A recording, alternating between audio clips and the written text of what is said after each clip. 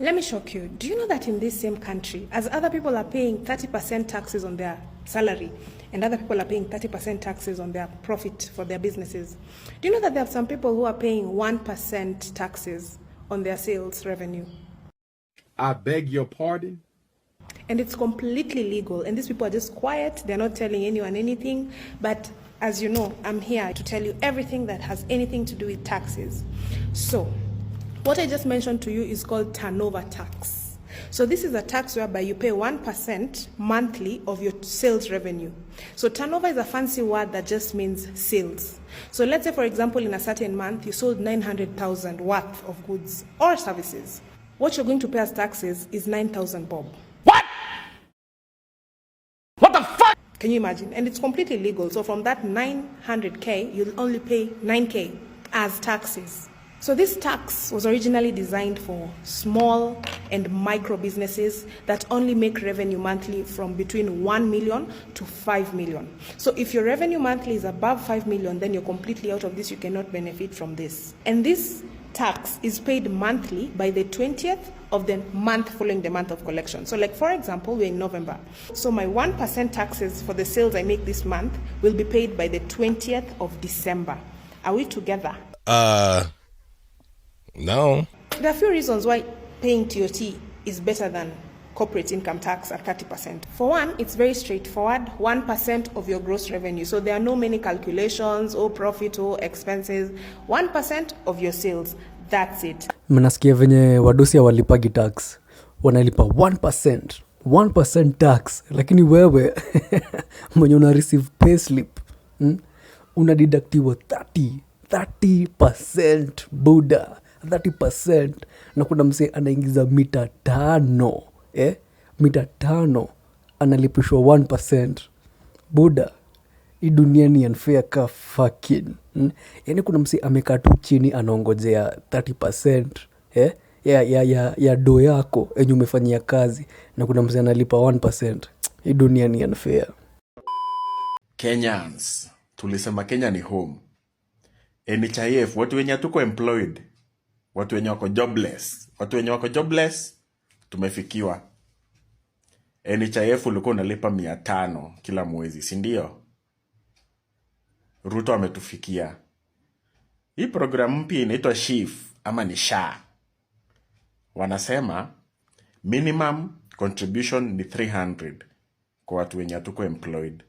Lakini GAVA ina track M-Pesa yako, wanaona una transact pesa ngapi kwa mwezi, alafu wana determine utakuwa unalipa ngapi.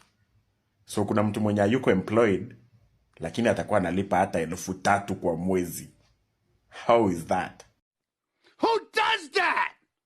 Yani tumetoka from punch ya NHIF tumeenda thou na ya hii SHIF ama SHA ama whatever the fuck wanaiita. Alafu unasikia bado watakuwa wana track M-Pesa transaction zetu. First of all, hiyo ni privacy breach ingine kubwa sana. Lakini si unajua hii regime venye iko. Watu wenye mlivutia Ruto, manzi mlitukosea vibaya sana. Could it be that the former deputy president was expressing verbally what is in the minds of many people, practicing what has come to be known by many people as Trumpism, for example, whereby a man is actually speaking the minds of people who may not want to actually say it out loud, but then once he does or she does, then it's met with rapt applause and people actually saying, yeah, this is actually what we want. Tuko na maswali mengi na ni masikitiko makubwa sana. Ni kweli tumeweka certificate za shule kwenye shelf, na tuko tayari kuweka paka buti za kupigia boli kwenye shelf. Hiyo ni kitu ambacho inaleta masikitiko sana katika taifa hili. Mombasa ni kitovu na ni mahali tunakuza vipaji vitatu. Vipaji vyetu vitatu, ya kwanza kabisa ni football, ya pili ni acting, ya tatu ni muziki. Leo tunataka kuongelea football peke yake kwenye huu kumbi. Kwa hivyo tunaomba mtu atupe majibu, kwa nini stadium haiendelei kujengwa? Watu waendelee kuuliza maswali. Juu unapata unasikianga imepeanwa 1 billion stadium itengenezwe. alafu unapata ukienda kwa stadium ni mchanga tu imewekwa tu hapo vizuri, hadi haijaguzwa na mtu, imewekwa tu hapo. Unapata ati lami ingefaa kuwekwa kwa barabara, lakini unapata ni mara miliekwa, alafu unasikia ati 500 million ilitumika. Watu waanze kuuliza maswali. Ukipitisha Senate, mnapelekea Kimani Ichung'wah ndio aipelekee wabunge. Sisi baada ya kupitisha, Kimani Ichung'wah akaipata, ameilalia miezi 6. Imeingia bunge last week baada ya sisi kupiga makelele. And be elected to that position. You have visited Kenya recently, Minister, the home turf of Raila Odinga, the former Prime Minister of Kenya, and one of the candidates for this position. Did you talk about your AU chairperson candidacy during your visit to Kenya? I mean, that was the main purpose of my visit to Nairobi, Yeah. Kenya. And the move from our standpoint is that we should not leave any stone unturned, because we believe that the election to that position will take place on several rounds. And at the end of the third round, there will be only one candidate remaining to get the 2/3 votes needed to be elected. So that's my strategic approach. I think that, and I think that this is the best approach. We also tried to explain why Djibouti has put forward my candidature, and I think that visiting Nairobi, Kenya, was one of the very important stages of my campaign. And I will continue to engage with the Kenyan government and the Kenyan. I think that I will be the best contender to that position on the continent. Honestly speaking, shida ya Rao inakuanga gani? Mse anapush 80 years. 80! Badala mse retire from politics, bado anatafutana na vitu zingine, haezi pata. Amechoka kutafuta presidency ya Kenya, ameenda AUC, nika atapata. Mse ndo anapata hii job. Hawezi eka Raila. Raila ni mzee sana. Ataanza kubehave ka President Biden. Venye alikuwa anapoteza fahamu kila saa. Raila hawezi pewa hii kitu. Mse wa Djibouti ndo atapewa. You know, it was very easy to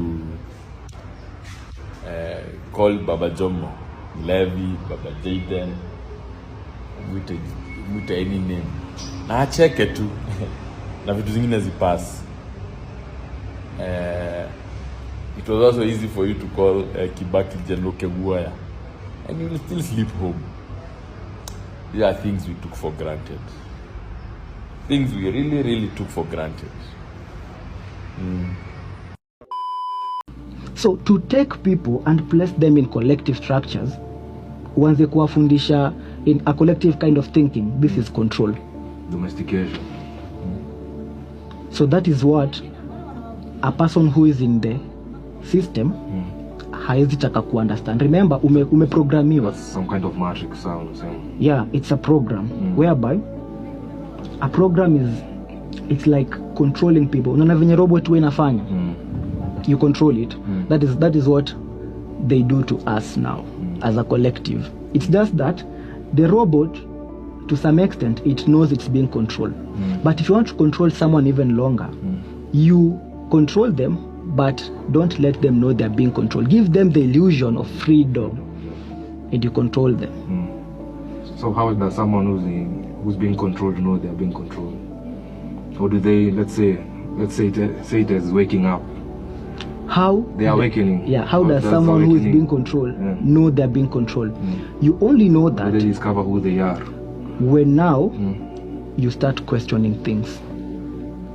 If you've never questioned every single thing that you've been told up until this moment, you have not yet discovered who you are. You've not even touched the potential that you have. Kama unaishi life bila kuquestion vitu mob, we ni robot, na si uongo. Iwe ni story ya religion ama ni story ya politics ya country yako. Kama unaishi bila kujiuliza maswali, always accepting things at face value. We ni robot, we ni zombie. Kama aujai question vitu zenye umekuwa ukiambiwa from kitambo, we ni zombie. Na inafaa uanze kujiuliza maswali ndio upate at least an idea enye kenye kina happen behind the scenes. Juu kuna vitu mob sana zu happen behind the scenes. I am Dede Nyoro, and on behalf of the people of Kiharu, the people of Muranga, and the entire Hustler Nation, I say a big no. No to deception, no to conmanship.